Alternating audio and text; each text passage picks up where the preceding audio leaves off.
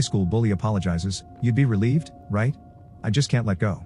Here's why. My high school bully apologized, but I can't accept it, because my life revolves around it. I, 𝗙𝘂𝗹𝗹, recently went to my high school's reunion, and once again saw the bully, 𝗙𝘂𝗹𝗹, who made my freshman high school years a nightmare on earth. He never laid a finger on me, his bullying was the verbal kind, like cruel jokes, snarky remarks, etc. I was the weird kid, judged by my size, and who cared more about reading manga and comics than interacting with people. He was the talented soccer player, who was always wearing a soccer shirt under a normal shirt, just to show everyone he played soccer. Not getting into detail about it, but for 2 years he made my life miserable before he changed schools, for reasons I never bothered learning, but even after he was gone, I detested him. I held so much anger and hatred you'd think he unalived my whole family while laughing. I'd imagine these elaborate revenge fantasies for my own leisure, and would write stories where I'd make the antagonist stand-ins for him, making them the most unlikable antagonist ever. My life revolved around the hate I had for him. I even started bodybuilding because of his words. I cared more for my appearance simply due of his remarks. By the time I graduated, I was quite a handsome young man, as my mother called it. I kept on with my life, doing everything just motivated with my anger, for him alone, just in the sliver chance I could throw it back in his face.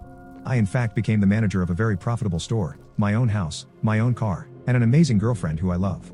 I never went to college, so having all of this made me quite happy, yet deep down, everything was fueled by my feelings for him.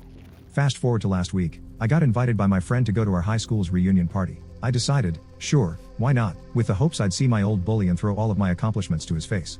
We got there, I saw some old friends who I lost contact with, old teachers who still work there. And then him. He was still wearing that same dog-damn soccer shirt he loved so much, just a few sizes bigger, and was talking with some of his old teammates. He spotted me before I could and called to speak with me. I went there, and during our conversation, I kept sliding my accomplishments to him while probing him about his life. He became a gym coach, married and had a kid, and immediately in my mind, started to imagine how funny it would be if his wife cheated on him, or if the gym he worked at closed, stuff like that. But then, he talked to me about our earlier years. And asked for forgiveness. He said that he thought a lot about it, and said he was a stupid for making fun of me, because I was lonely and different from him. He said he knew I didn't owe him forgiveness just because he was apologizing. I lied through my teeth, saying something along the lines of, the past is the past. I excused myself to the bathroom and the poor wall became my punching bag. He moved on with his life while I kept thinking about him. Part of me hoped.